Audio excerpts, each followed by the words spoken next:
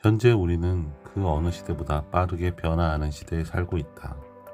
그렇다면 이렇게 그 어느 시대보다 빠르게 변화하는 시대 속에서 우리는 과연 현명한 정보를 소비하고 있는 걸까? 한 연구 결과에 따르면 한국 사람이 SNS에 소비하는 하루 평균 시간은 4.1시간이다. 나는 그렇지 않다고 생각하는 사람도 분명 있을 것이다. 하지만 잘 생각해보면 우리는 정말 많은 시간을 SNS에 소비하고 있다. 하지만 우리 중 그 누구도 저는 오늘 SNS를 4시간 하기로 결심했어요 라고 말하는 사람은 없을 것이다.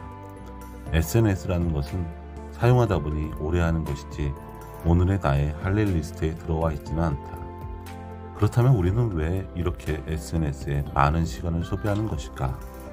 우리가 SNS에 시간을 소비하는 이유는 새로운 편향 때문이다. 우리의 뇌는 항상 새로운 것을 갈구한다. 우리가 같은 것을 2번 보기 힘든 이유는 이 때문이다.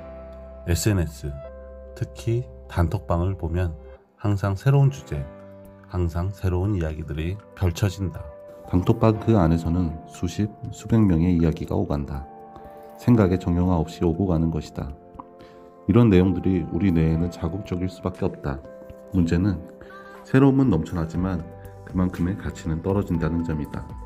뇌는 쉽게 현혹되지만 그 안에서 우리가 얻을 수 있는 것은 그리 많지 않다. 생선자는 이 점을 이용한다. 단톡방을 만들고 인원수를 늘리며 예비 고객을 만든다. 그러면 자연적으로 새로운 이야기들이 펼쳐진다. 단톡방을 만드는 것은 생산자이다. 자신이 무엇을 판매하고자 하는 생산자들은 소비자들의 이런 점을 너무나 잘 알고 있기 때문이다. 너무도 잘 짜여진 소비의 플랫폼 안에서 소비자는 헤어나기가 쉽지 않다. 나도 모르게 플랫폼에 들어와 소비자는 지속해서 무엇인가를 소비한다. 내가 헛되이 보낸다고 생각지도 못한 그 시간 동안 우리는 SNS를 소비한다.